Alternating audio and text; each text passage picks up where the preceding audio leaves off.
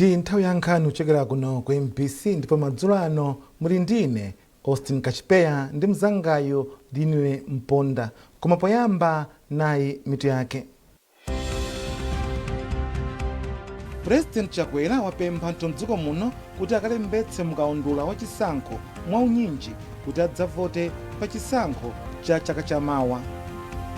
Bungwe la National Oil Company Nkhani lati vuto la kusowa kwa mafuta a galimoto likuyembekezeka kuchepa pomwe galimoto 44 zonyamula petrol zafika mdziko muno kuchokera ku Tanzania.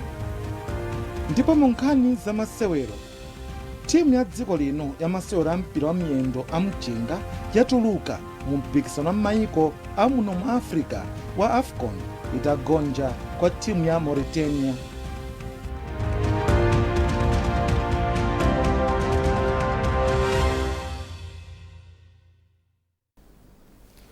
President wa dziko lino Dr. Lazarus Chakwera wapempha anthu mdziko muno kuti akalembetse mukaundula wa chisankho mwaunyinji kuti adzavote pa chisankho cha chaka chamawa. Muthenga wake ku mtundu wa Malawi, iwo apempha mabungwe zipani ndi adindo osiyanasiyana kuti alimbikitse anthu kuti akavote. Amayi ndi abambo, bungwe loyang'anira zisankho mdziko muno lija la Malawi Electoral Commission MEC lalengeza kuti ntchito yawo yolembetsa Malawi mukaundula wa zisankho zomwe zikubwera chaka chamawachi yayambika. Iwowa anena kuti ntchitoyi ichitika m'magawo atatu, ndipo gawo loyamba lomwe atsekulira lero ku Chitipa, Karonga, Mzuzu, Kotakota, Chisi, Salima, Dedza, Machinga, Chiradzulo, Neno, Palombe, Balaka ndi Mulanje likhala likuchitika masabata okwana 2 mpaka pa 3 November. Ndiyepo pozindikira kuti kalembera wa mavotiyo wayamba tsopano. Ndimati ndikulimbikitseni kuti chonde musakwekulese kulembetsa malamulo akulu a dziko lino komanso malamulo akayendetsedwe ka zisankho amanena kuti Malawi aliyense amene atadzakhale wakwanitsa zaka 18 pa nthawi yoponya voti pa 16 September 2025 ali ndi ufulu odzavota nawo ngati ali ndi chiphaso chauzika. Ufulu wovotawo ndi wotetezedwa ndi malamulo athu akulu chifukwa ndi ufulu wa demokrasi. Koma simudzaunjoya nawo ufuluwu ngati simulembetsa mukaundula wa mavoti wayambawo. Dziko la Ireland lati lilo lalonjeza kupitiriza kupereka ndalama ku ntchito za mtukula pa khomo komanso za ulimi chifukwa chokuti ntchitozi zikukweza miyoyo ya anthu ochuluka mdziko muno. Kazembe watsopano wa dziko la Ireland kuno ku Malawi a Kate Brady amalankhula ku nyumba ya boma ya Kamuzu Palace atapereka zikalata zake za ukazembe kwa President Chakwera. Eunice Jovo walemba ripoteri. Ulendo wa ntchito yake ku Malawi unayambika ndi kuyendera perete wa asilikali a Malawi Defense Force yemwe anachita ku nyumba ya boma ku Lilongwe. Polankhula atapereka zikalata zake za ukazembe, Kate Brady, kazembe watsopano wa dziko la Ireland kuno ku Malawi, anati ubale wa mayiko awiriwa ukukulirakulirabe ndipo ukupindulira anthu a mayiko awiriwa. A Brady anati dziko lawo ndi lokhutira ndi mmene ntchito ya mtukula pa khomo ikuyendera mdziko muno. Ndili ndi chimwemwe kwambiri kuti lero ndapereka chikalata changa chochokera kwa President aku Ireland kundichula ine kazembe. Ndipo ndikutokoza kwambiri a President Nziko ala Malawi, His Excellency Dr. Lazarus McCarthy Chakwera. Maiko a Malawi ndi Ireland ali ndi mgwirizano wopambana ndikukhulupirira kuti mgwirizano upitirira. Ndipo nkulankhula kwake, mlembi wamkulu wa boma a Colin Zamba anati anayamikira dziko la Ireland kamba kokweza imwe anali wachiwiri kwa kazembe wa dziko lino wakale kukhala kazembe wa dziko la Ireland mdziko muno, ponena kuti izi zithandizira kuti ntchito zomwe akhala akugwira mdzikomu zikhale zikupitirirabe ndi kupindulira dziko la Malawi. Monga mwina mukhoza kudziwa kale anali deputy achiwiri kwa akazembe amene anapita, ndi president anayamikira dziko la Ireland kuti latenga munthu amene anali kale konkuno ndi kuti sipakhalanso kuyimitsa zinthu zimene takhala tichita limodzi ndi dziko la Ireland. Iwowa ali mu zinthu izi za nyengo monga Malawi yakhala ikudutsamo, nkhani za mphepo za mkuntho zoononga komanso chakudya, ndi mu zinthu zosiyanasiyana zimenezi kuphatikizirapo ndi ena amayiko ena akugwira nawo limodzi kuthandizira pa dziko la Malawi. Kate Blade alowa m'malo mwa Ashima Soglande omwe anagwira ntchito mdziko muno kuchokera mchaka cha 2021. Maofesi a ukazembe a dziko la Ireland kuno ku Malawi anawatsegulira mchaka cha 2007, koma ubwenzi wa mayiko awiriwa wakhala ulipo kwa zaka zochuluka. Ndina Eunice Jovu kuchokera ku Lilongwe. Kampani ya mafuta ya Nkhani yati galimoto zikuluzikulu zokwana 44 zalowa mdziko muno kuchokera ku Tanzania zitanyamula mafuta a petro. Izi azinena pomwe sitima ina pamtunda yafikanso kumalo osungirako mafuta amatindi m'boma la Blantyre itanyamula mafuta a dizilo. Timothy Kateta ali zambiri mulipoteri. Kufika kuno kumatindi depo yomwe ili imodzi mwa madepo a bungwe limeneli la Nkhani kusonyezeratu kuti bungwe limeneli lachilimika kwambiri kuti mafuta mdziko muno adzibwera kudzera panjanje. Komanso bonjeza pamenepo anena kuti iwo ngati Nkhani akuti chonse chotheka kuti ayitanitse mafuta mtundu uliwonse kuphatikizapo petrol. Raymond Likambale ndi mneneri wa bungwe limeneli la Nkhani. Amalawi asataye chikhulupiriro tikuyesetsa ndithu ngati Nkhani kuti mafuta amene wapezeke mdziko muno. Ndikhonza kutsimikizirani kuti lero lino tikamba pano matraki okwanira 44 alowa kale pa Songwe border amene wawanyamula malita a petrol okwana 1.9 million. Komanso pali matraki ena amene ali side ya Tanzania amene nawonso azibwera posachedwa pa across border imeneyo lero, adutsa border imeneyo lero, amene wonso anyamula 1.6 million liters ya petrol. Ndiye tikuyesetsa ndithu kuti mafuta amene wapezeke mdziko muno. Akambale anafotokozanso kuti chiyambire ndi kuyitanitsa mafuta ochuluka kudzera panjanje pali kusintha kwakulu kwambiri, ndipo mafuta tsopano akupezeka mochuluka kwambiri. Kubweretsa mafuta panjanje ndi njira imodzi yoonetsetsa kuti mafuta awa azibwera ambiri kwambiri mdziko muno pakamodzi. Komanso zimatithandizira kuti ndiye kuti misewu yathu ija tsopano mwina izikhala yoti isungikabe, chifukwa kuyenda kwa matraki kuja pafupi pa msewu atadzaza mwina ali olemera zimaononga msewu. Ndiye kuti njanje ikhonza kutithandiza kwambiri chifukwa chonena kuti msewu wathu ujanso osungika. Koma chachikulu kwambiri nchonena kuti chifukwa choti mafuta akubwera ambiri pakamodzi, komanso amakhala ngati achipirapo kusiyana ndi kuti kabweretsa mwina pa magalimoto. Ndiye ndi njira yabwino ndithu yobweretsera mafuta. Siti kunena kuti magalimoto tateremo tasiratu iyayi. Magalimoto atithandiza kwa nthawi yayitali komanso amatithandiza ndithu. Ndiye magalimoto tizipitiriza, koma kwambirinso tizionanso kuti ndi njira zina ziti zimene tingathe kubweretsera mafuta mdziko muno nchifukwa ife tachilimika kuti mafuta azibweranso panjanje. Kuchokera kuno kumatindi kumadepo a Nkhani komwe kumafikira mafuta, Timothy Kateta, MBC News, Blantyre. Mgwirizano wa mabungwe anayi omwe si aboma wakhazikitsa ntchito omwe yakuitcha chisankho hochi, yomwe cholinga chake ndikuonetsetsa kuti chisankho chomwe chichitike chaka chamawa chidzakhale cha dongosolo.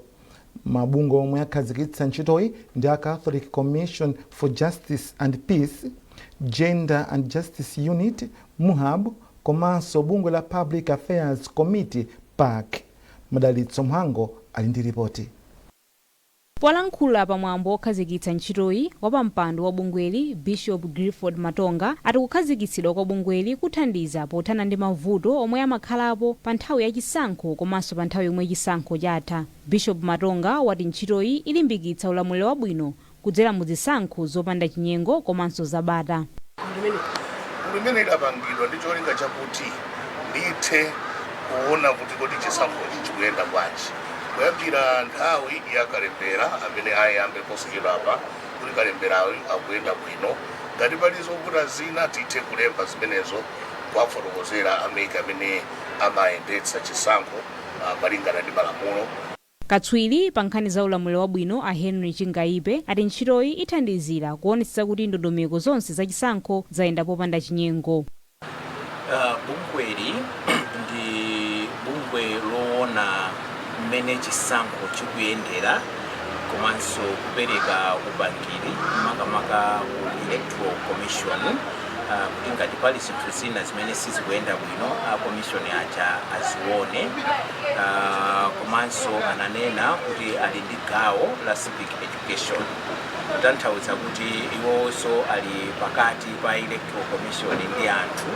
M'mawu ake komishonala wa bungwe la MEC alimbikani Kamulongera wayamikira mabungwewa pokhazikitsa ntchitoyi. Malingana ndi Kamulongera izi zithandizira kuonetsetsa kuti anthu auzidwe zoyenera zokhudza chisankho. Malankhulidwe athu pakakhala nkhani makambidwe athu azinthu akhala osavuta komanso chithandizira kunena kuti anthu atsimikize nanga sipali maso ndiye kuti ambiri amene akuyang'ana ndi amene athandizire kupereka chitsimikizo kunena kuti zonse zikuyenda bwino. Chisankho Watch akuti yakhazikitsidwa ndi cholinga chofuna kuthana ndi mavuto omwe analipo mu chisankho cha mchaka cha 2019 zomwe zinachititsa kuti dziko lino likhale ndi chisankho chachibwereza. Ntchitoyi akuti ionetsetsanso kuti pasakhale chinyengo pa chisankho cha chaka cha mawa. Madalitso Muhango, MBC Lilongwe. Khonsolo ya mzinda wa Lilongwe yatsindika kufunika kulimbikitsa bata ndi mtendere pomwe dziko lino likuyembekezeka kuchititsa chisankho chaka cha mawa. Izi aziyankhula pomwe khonsoloyi imakhazikitsa komiti yomwe cholinga chake ndi kulimbikitsa bata ndi mtendere mu mzindawo. Thokozani Jumpha walemba ripoti ili lomwe akuwerenga ndi Helix Manemba. Poyankhula mu mzinda wa Lilongwe utatha mwambo okhazikitsa komiti yoona bata ndi mtendere mu mzindawu, wachiwiri kwa mfumu ya mzinda wa Lilongwe a Ruth Njirayafa anati bata ndi mtendere ndizo nsanamira zotukula dziko lino.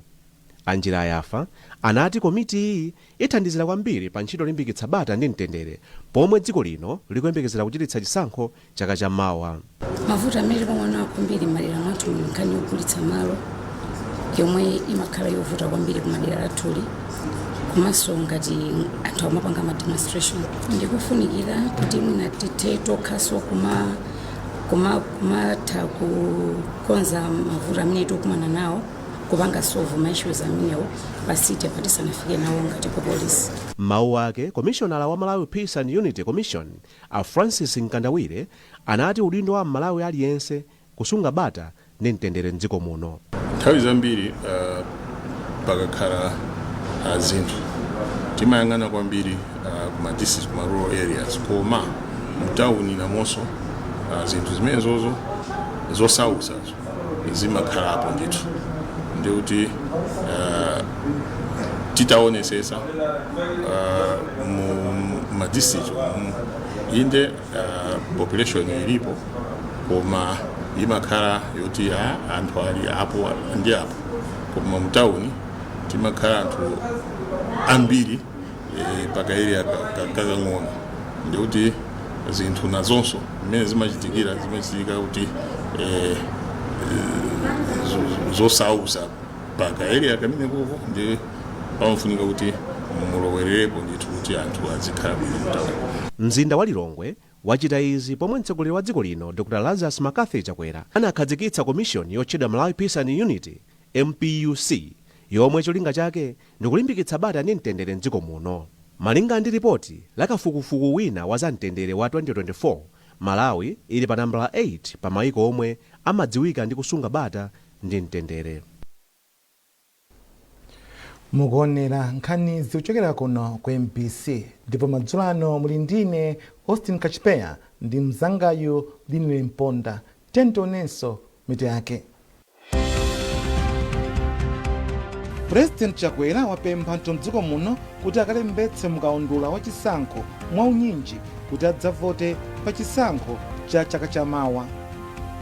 Bungwe la National Oil Company Nokima lati vuto la kusowa kwa mafuta a galimoto likuyembekezeka kuchepa pomwe galimoto 44 zonyamula petrol zafika mdziko muno kuchokera ku Tanzania Ndipo mu nkhani za masewero, timu ya dziko lino ya masewero a mpira wa miyendo a mchinga yatuluka mu mpikisano wa m'mayiko a muno mu Africa wa AFCON itagonja kwa timu ya Mauritania.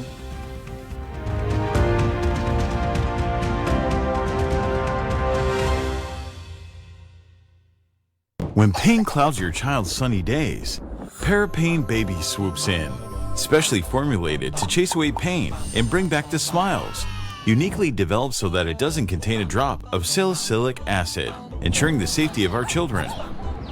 Whether it's fever, teething discomfort, or tummy troubles, our hero is on the case, ensuring your little one feels better, faster, with a taste kids love. But remember, it's not as sweet. Parapain Baby is designed for easy intake, chewed or dissolved. Brought to you by Mwai Pharma. Parapain Baby. Tough on fever, gentle on tummies.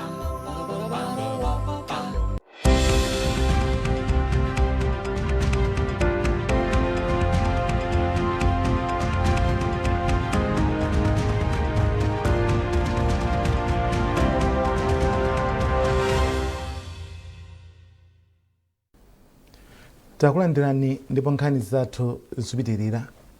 Nduna za madzi komanso nkhondo abida miya yati mabungwe opereka madzi alilongwe komanso Blantyre Water Board posachedwapa ayamba ndondomeko yolumikiza madzi mwaulere. Amiya amayankhula izi ku Lilongwe potsekulira sabata yokumbukira ukhondo komanso tsiku lolimbikitsa kusamba m'manja pa dziko lonse. Patrick Dambula wadza ndi ripoti.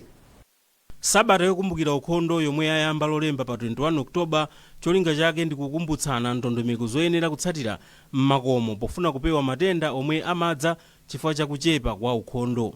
Polankhula pomwe amakhazikitsa ndondomekoyi, nduna ya zamadzi komanso ukhondo a abida miya anati ngati njira imodzi yolimbikitsa ukhondo, mabungwe ya Blantyre komanso Lilongwe Water Board ayambiranso ndondomeko yolumikiza madzi mwaulere kupita m'makomo mwa anthu pakuti ndalama za ntchito zapezeka. Koma ngati wiki ino awareness week kuti aliyense adziwe kuti azikhala ndi ukhondo, azisamba manja, nde tinapanga encourage kuti afumire kupanga ma connections ambirimbiri msangamsanga kuti amene apanga apply athandizidwe wiki yonse ma water board onse. Ndrama zapezeka kuli ma project osiyana-siyana ngati World Bank yatithandiza ndi ndrama, atithandizaso ndi ndrama zokwana 145 million ya sanitation kuti manyumba apangidwe connect kuti pipeline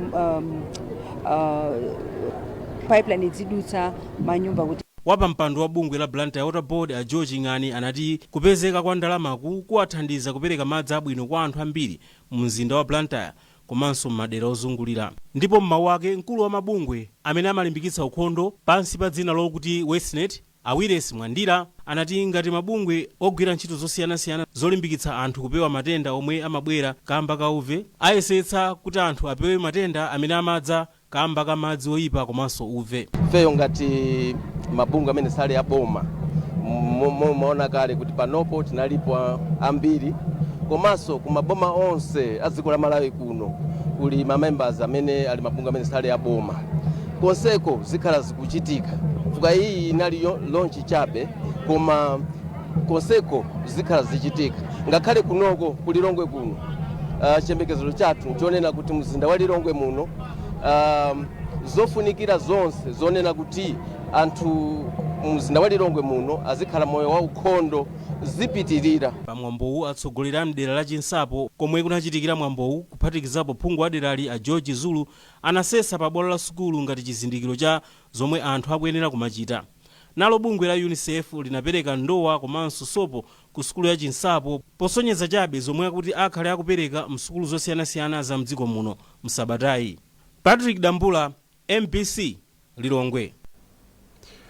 Konsolo ya mboma la Chikwawa yapempha thandizo kwa anthu ndi mabungwe akufuna kwabwino loti amangire nyumba za mabanja pafupifupi 1000 omwe anasamukira kumalo okwera potsatira namondwe Fred chaka chatha.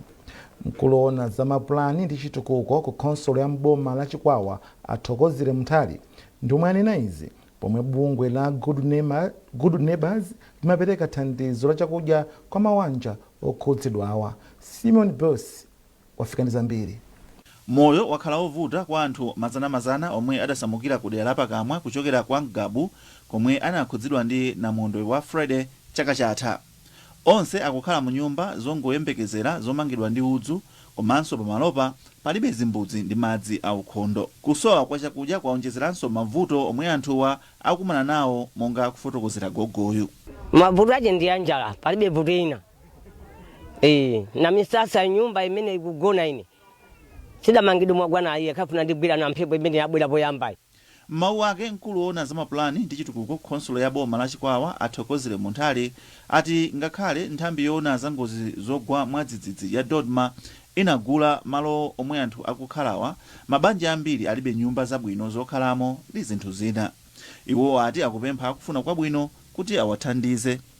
Tikungopitizabe kupempha otithandizira chifukwa choti anthu atasamuka panalibe chitatu chilichonse chomwe chikanathandiza kuti amange manyumba abwinobwino. Ndi pakali pano akukhabe tingati kuti musisakasa, so akufunikabe thandizo la nyumba.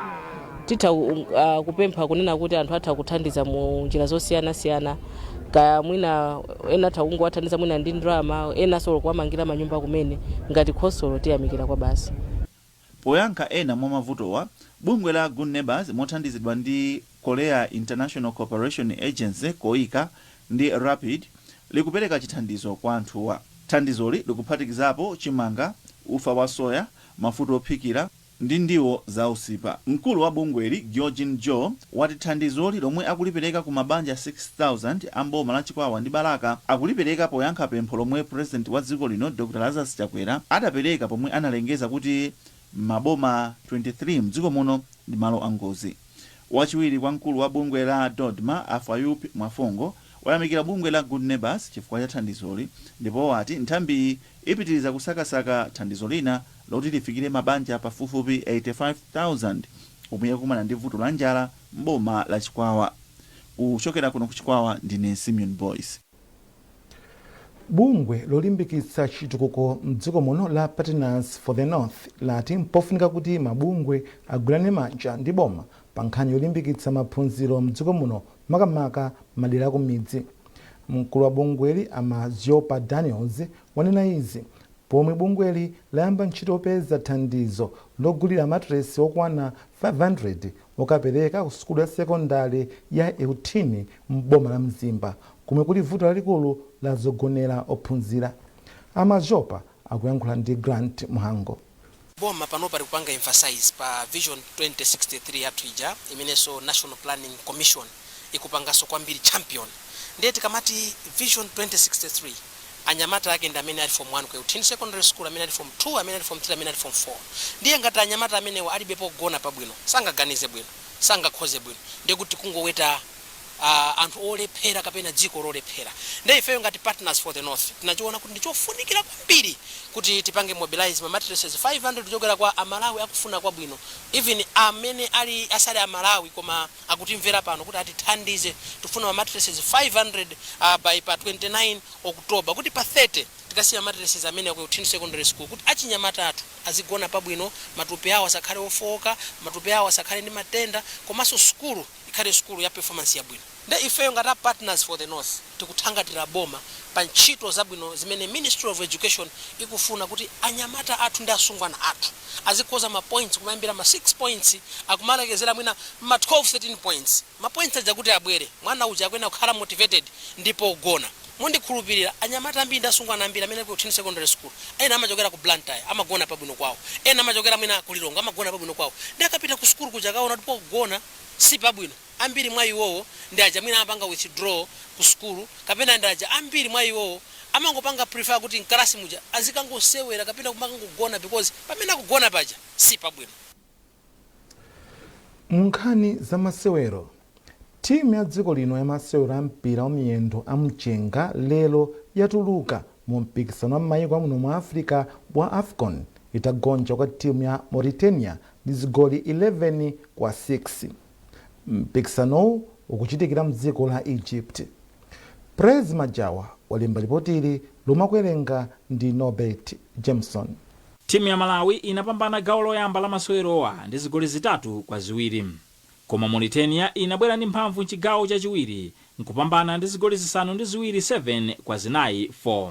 Mchigawo chachitatu Mauritania inapitiriza kuchita bwino kuti ipambane masewerowa ndi zigoli 11-6. Sandra Msadi Usi anagoletsa zigoli 4 za Malawi, pamene Isaac Kajamu ndi Dala Simba anamwetsa chimodzi aliyense. Kupambanaku kwapangitsa kuti timu ya Mauritania ifike ndime ya masemifinal a mpikisanowu itatolera mapointi 6 kuchokera inapambanepo angakhale masewero amodzi, poti mu chaka cha 2022 inagonjanso masewero onse atatu. Anthu otsatira masewero a mpira wa miyendo mdziko muno amayembekeza kuti timuyi ibweretsa chimwemwe. Ndi ripoti limenelo tafika pamapeto ankhani zathu madzulo ano, koma tisanasiyane nayinso mitu yake. President Chakwera wapempha anthu mdziko muno kuti akalembetse mukaundula wa chisankho mwaunyinji kuti adzavote pa chisankho cha chaka chamawa. Bungwe la National Oil Company Nkhani lati voto la kusowa kwa mafuta a galimoto lipembekezeka kuchepa pomwe galimoto 44 zonyamula petrol zafika mdziko muno kuchokera ku Tanzania. Ndipo mu nkhani za masewero, timu ya dziko lino ya masewero a mpira wa miyendo a mchinga yatuluka mu mpikisano wa mayiko a muno mu Africa wa AFCON itagonja kwa timu ya Mauritania.